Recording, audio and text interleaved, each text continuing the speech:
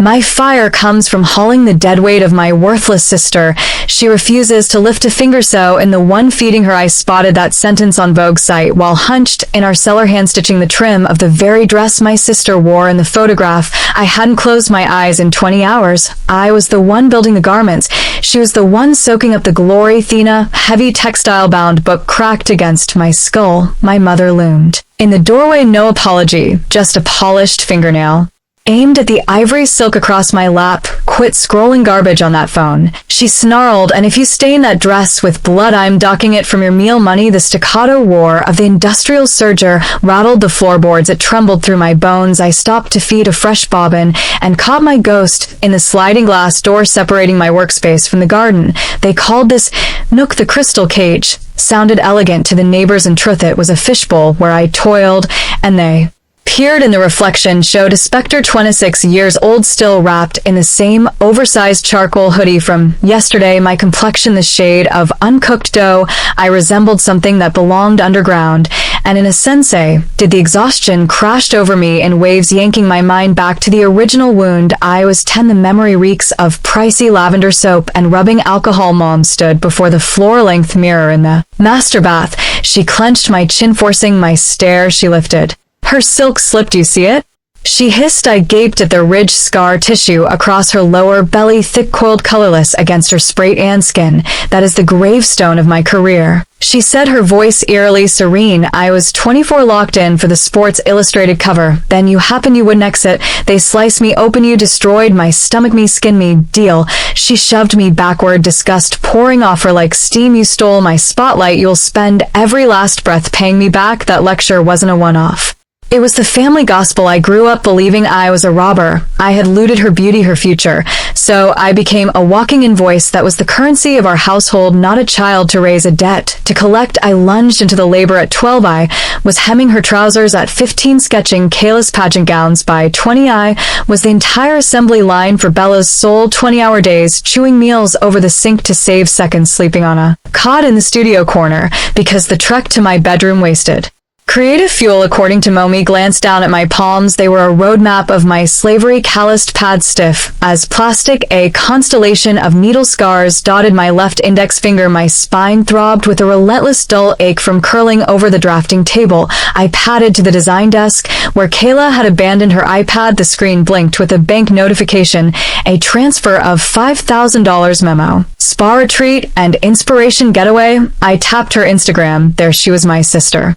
The prodigy lounging beside a poolskin, immaculate, clutching a glass of rose. The caption read, the hardest part of design is the emotional toll, pouring my soul into this collection. Send love. 5,000 likes. In 10 minutes, I shifted my gaze from her flawless manicured claws on the screen to my own battered, bleeding fingers. For years, I swallowed Mom's arithmetic, believed I truly owed them, believed if I slaved hard enough the books would balance, and they would finally cherish me. But staring at that photograph, the formula warped. I understood the debt was a phantom, a lie crafted to keep the factory humming. Mom thought I was still that guilt-ridden 10-year-old frozen before her scar. She thought I was shattered. She was correct. I was shattered. But she forgot that when you shatter a glass, you don't just get shards, you get a blade. The bridal gown stood on the mannequin at the room's core, a mountain of raw white silk waiting for a spirit. Mom wanted tender pastels. That was the brief. Make it resemble a spring garden, make it reek of innocence. I glared at the fabric. Innocence was the last thing this family owned. For the first time in 5 years, me hands didn't reach for the floral stencil. They hovered above my laptop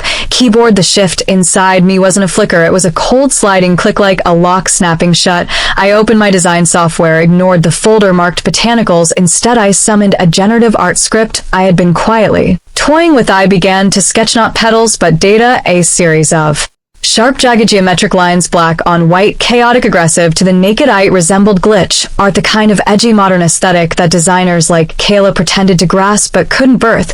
But to a camera lens, it was something else entirely, a high-density QR code stretched and warped just enough to hide in plain sight, yet mathematically flawless enough to be read by a scanner. I linked my laptop to the industrial jacquard loom. The machine purred to Lithia, low rumble that vibrated through the Concrete slab, I loaded the black thread, hit execute, the needles descended. They weren't just sewing thread, they were embedding a digital nervous system into the silk. I watched the pattern emerge, a stark, violent clash against the soft white fabric. It looked like static on a dead television channel. Mom would despise it, but Kayla would worship it because she was starving to be edgy. I would tell her it was the aesthetic of disruption. She would parrot the phrase to the press.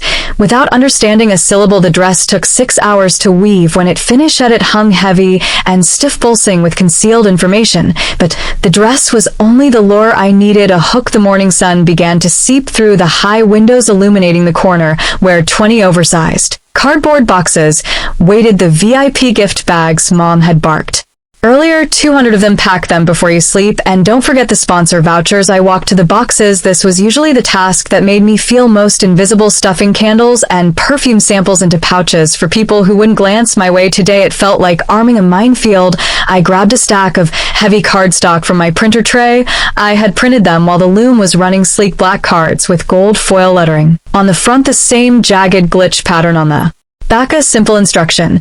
Scan for exclusive behind-the-scenes content. I lifted the first gift bag, a glossy tote for Mr. Sterling, the lead investor. I placed the perfume inside, then the candle, and finally right on Topi slid the black card. I repeated the motion again and again. 199. Endel trap. Mom thought she was exploiting my sweat. She forgot that when you force someone to handle the filth, you hand them the keys to the dirt. I sealed the last bag and stepped back. The room fell silent except for the cooling fan of the loom. I looked at the dress, then at the bags. You want a story for Vogue? I whispered to the hollow room. I will give you a story. 7 days before the show, the atmosphere in the crystal cage shifted from exhaustion to frenzy. The air stank of burnt hairspray and pricey champagne. Paula kicked the studio door open.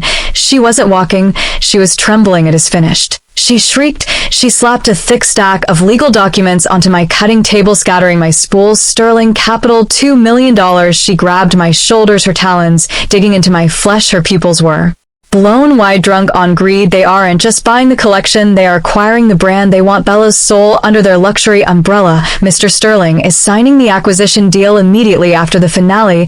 I looked at the contract. The number on the front page had 6 zeros, enough currency to buy freedom, enough to vanish. There is just one tiny detail. Paula said, her voice dipping to a conspiratorial whisper, to make the show Vogue-worthy, I needed liquid cash fast. So I took out a bridge loan. My stomach plummeted. A bridge loan against what? The house, the studio, everything. She waved a hand carelessly. It's a hard money loan, high interest, due in full 24 hours after the show, but who cares? The Sterling wire transfer hits Monday morning. We will be wealthy enough to torch this house if we feel like it. She had wagered our entire existence on a signature that hadn't landed, yet if the deal collapsed, we wouldn't just be broke, we would be homeless by sunrise now. She said, sliding a single sheet of paper toward me. I need you to handle the paperwork. I looked at the document, a non-disclosure and intellectual property waiver. The clauses were ruthless. By signing, I admitted that I was merely a technical assistant, that I had crafted nothing, owned nothing, and that all designs were the sole intellectual property of Kayla and Paula. It was backdated 5 years. Sign it. She commanded. Sterling's lawyers need a clean chain of title. She pulled a Mont Blanc pen from her blazer pocket and uncapped it, but before I could touch the paper, she whipped out her phone. Wait, content opportunity. She held the phone, high framing us both in the shot. She slapped on her mama's smile, bright oath at the predatory, working hard with the team, empire building Bella's soul. We made it. She was staring at herself on the screen, not at me. I took the pen. I am right-handed. My mother knew this. She had spent years smacking my knuckles with a ruler whenever my handwriting turned sloppy. But right then her eyes were glued to the filter on her face. I switched the pen to my left hand. My grip was clumsy. The tip scratched against the paper. I forced my hand to move, dragging a jagged, shaky scrawl that looked nothing like my legal signature. A signature made under force. A signature any forensic handwriting expert would flag as an anomaly in seconds. Done. I said, perfect. She snatched the paper without glancing at a fitting post on her video. At the same moment, keep working, we make history. On Friday, she spun on her heel and marched out, the champagne bottle swinging from her hand. I waited until her footsteps faded up the stairs. Then I locked the studio door. I sat at my computer and opened a private browser window. I navigated to the Global Digital Rights Management Database, the same registry used by digital artists and NFT creators to prove provenance. I uploaded the file. Glitch pattern source code upping. I filled in the metadata fields, title, the cost of production, artist, Advanced state of creation. 6 months ago, I uploaded the supporting evidence files. I had been hoarding the audio recording of her insults. The scan of the termination letter I had secured my proof. I clicked a verdant shield emblem materialized on the display. Registration locked, timestamp sealed in the eyes of jurisprudence. The snare was baited now. I simply had to watch them stumble into it. Fashion week didn't reek of elegance. It stank of ozone-scorched lacquer and ravenous hunger. For my perch in the lighting loft high above the catwalk, the audience resembled a tide of charcoal jackets and radiant phone screens. They were starving to be entertained. Down in the wings, hysteria had erupted. I adjusted the monitor feed to camera 2, magnifying the rear. Holding area, Kayla was suffocating on her own panic. She clutched the hem of the bridal gown, the showstopper. A stray filament dangled near her ankle. Mom, she wheezed, her voice splintering. The border is unraveling. I cannot strut in this. Paula didn't even glance at the garment. She was too occupied adjusting her own collar microphone. She had arranged to deliver live narration to the investors during the spectacle. Use adhesive tape, Kayla. Paula snapped. And suck in your gut. Mr. Sterling is seated in the front row. Do not humiliate me. Kayla's fingers quaked as she fumbled for a roll of gaffer tape. She looked fragile. For an instant, I nearly pitied her. She was a counterfeit. Yes, but she was also just a puppet in Paula's theater, just like me. But then I recalled the Vogue article I designed to feed her. My sympathy dissolved. I swept my gaze to the front row. Center stage sat Mr. Sterling. He resembled a shark in a custom suit. Composed, predatory, and dripping wealth beside him. Paula slithered into her seat. She leaned close, murmuring something that made him nod. She was bewitching him. She was peddling a falsehood wrapped in silk lights. The stage manager barked into my headset. Q1, execute. I shoved the fader forward. The house lights died. The chamber plunged into absolute blackness. Then the bass dropped. Thump. It wasn't the usual classical strings Paula adored. I had swapped the audio file an hour ago. This was dense, grinding industrial machinery. It sounded like a lung breathing. It sounded like a loom. Thump. Thump. A single beam of light pierced the dark, striking the runway entrance. The first model glided out. She wore the glitch Aline skirt. The ebony geometric pattern seemed to pulse under the harsh white glow. A shudder passed through the crowd. Heads cocked, phones lifted. This wasn't the gentle floral Bella's soul they had anticipated. It was ferocious, unfamiliar, and it was working. I watched Paula on the monitor. She went rigid at the music, her eyes darting to the tech booth. She knew I had swapped the track, but she couldn't hold it now without causing a scene, so she pivoted. I saw her lean toward Mr. Sterling. I cranked up the gain on her lapel mic feed so I could eavesdrop. I decided to pivot last minute. She whispered smoothly. The florals felt predictable. I wanted to explore the collision of humanity and machinery. I call it the digital scar. She was improvising, seizing credit for a concept she didn't comprehend, stealing a design she couldn't fabricate. It is brilliant. Sterling replied, very future forward. Paula glowed. She was triumphing. She believed she was a genius. She had no clue that with every stride the models took, she was airing a confession. Every jagged slash on those skirts was a registered trademark of a Lara Vance. She wasn't just orchestrating a fashion display. She was chronicling a federal offense. The show surged toward its peak. The music accelerated. The cuts grew sharper. And then it was time for the finale. Kayla stepped into the light. She wore the bridal gown. The full-body coat shimmered. She walked stiffly, terrified of the tape on her hem, but to the audience it appeared as robotic poise. They adored it. She reached the end of the catwalk. She posed. I glanced down at my control board. My finger hovered above the master override button. Paula was clapping. Sterling was rising to his feet. Smile, mother, I whispered. I pressed the button. Kayla stepped onto the runway for the finale. The bridal gown flowed around her like liquid interference. Under the stark white beams, the ebony geometric code woven into the silk seemed to squirm. She reached the end of the catwalk and struck her pose, hands on hips, chin elevated, the perfect mannequin. In the tech booth, I rested my palm on the master fader. Down in the front row, Paula was applauding so fiercely her bracelets clattered. She turned to Mr. Sterling, mouthing the words, "It is a masterpiece." She was correct. It was a masterpiece, just not the one she imagined. I slammed the fader down. The industrial techno cut out instantly. The silence struck the room like a physical blow. At the same second, he punched the lighting cue, the warm, flattering runway lights died. A single harsh clinical spotlight blasted onto Kayla, freezing her in a pool of white exposure. She blinked, blinded, her smile crumbling. I hit the space bar. The massive LED screen behind her, which had been displaying the brand logo, flickered and transformed. A single sentence materialized in 50-foot tall black letters. Check your gift bags. For a heartbeat, no one moved. Then curiosity conquered. The rustle of paper filled the hush as 200 VIPs reached into their black totes. They pulled out the cards I had packed. I watched Mr. Sterling. He held the card up to the light, frowning at the glitch pattern. He retrieved his phone, opened his camera app, scanned the code around. A sea of phones ascended the room, ignited with hundreds of tiny radiant screens. The sound of digital handshakes rippled through the venue. The links opened and then the audio loaded. It began as a murmur from the front row, then swelled into a chaotic echoing roar as 200 phones started playing the same file. Out of sync, my mother's voice flooded the space. You are an ugly scar, a drain on my existence. You destroyed my body. You owe me. The recording looped. A drain on my existence. You owe me. Paula went rigid. Her face collapsed. She glanced around, trying to locate the source, but the source was everywhere. It was in the palms of the editors. It was in the grips of the influencers. It was in the pocket of the man about to purchase her company. I hit the next cue on the projector. The screen shifted. The text vanished. In its place, a high-definition scan of a document appeared. The termination letter, agency notice. Contract terminated for cause reason. Unprofessional conduct, chronic tardiness, theft of props. The date was circled in crimson. It was 2 years before I was born. The falsehood about the scar, the foundation of my guilt, the justification for my enslavement crumbled.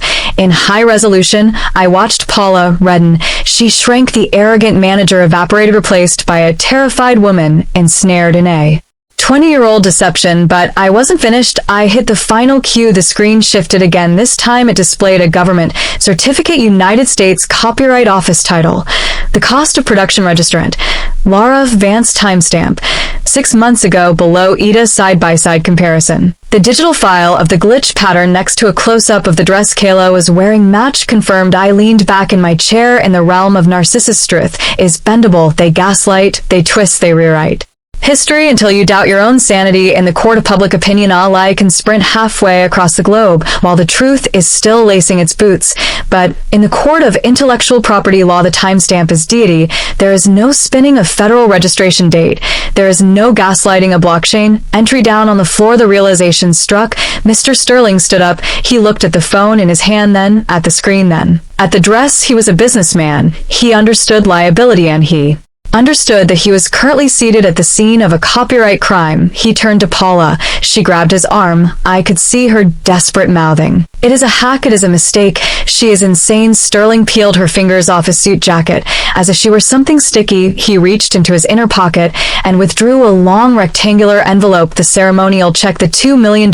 He didn't shout. He didn't cause a spectacle. He simply held the check up so Paula could see it, then with a clean, sharp motion toward, and half the sound of ripping paper was soft, but to Paul it must have echoed like a gunshot. He dropped the fragments on the floor. This is a breach of the indemnification clause, he said, his voice carried in the stunned stillness. You sold me stolen merchandise. The deal is dead. He turned to his legal team. Call the office, kill the wire, and get me out of here. Kayla was weeping on the runway, still frozen in the spotlight, trapped in the evidence of her own swindle. Paula was on her knees trying to tape the pieces of the check back together. I stood up. I grabbed my bag. I walked out of the tech booth and down the rear stairs. I didn't glance back at the stage. I didn't need to. I knew precisely what ruin looked like. I had been dwelling inside it for 26 years now. It was their rotation. The collapse of the House of Vance didn't unfold in slow motion. It happened with the brutal bureaucratic speed of a guillotine, because the acquisition deal with Sterling Capital died on the runway. The bridge loan my mother had taken against our home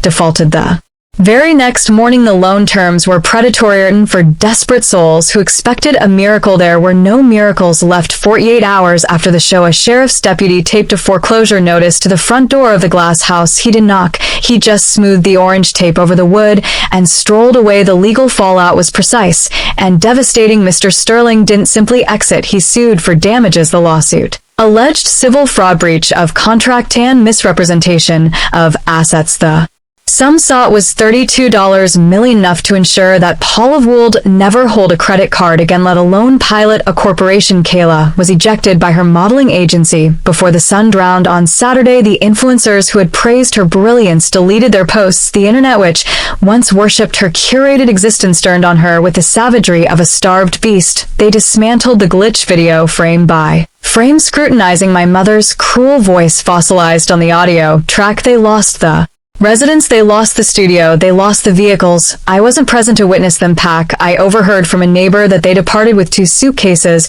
and a carton of unsold footwear waiting at the curb for a rideshare that took 20 minutes to arrive. 3 months later, my phone pulsed with an unfamiliar number. I was perched on the balcony of my new flat. It wasn't a palace, but it had floor-to-ceiling windows facing east. Swallowing the morning light, I had purchased the furnishings myself. I covered the rent myself. I answered the call, but said nothing. The voice was frail. It sounded elderly, fractured by anxiety and cheap cigarettes. It was my mother. Please don't disconnect. She pleaded. Her voice quivered, sliding into that recognizable slippery whine she used to deploy on investors. We are holed up in a motel off the highway. It's disgusting. Kayla won't stop weeping. We require assistance. I know you landed the licensing arrangement. I spotted it on the news. I sipped my coffee. It was scalding and sharp, exactly as I preferred. We are blood. She pressed on, her despair climbing. I drove you because I recognized your promise. I sculpted you into who you are. Doesn't that earn any credit? You owe me, you still owe me. I gazed at the scar on my thumb, the one from the needle that had stabbed me the night I composed the code. It had healed into a slender, white line. I felt no fury, no dread. I felt precisely nothing. It was the blankness of a stranger listening to a telemarketer.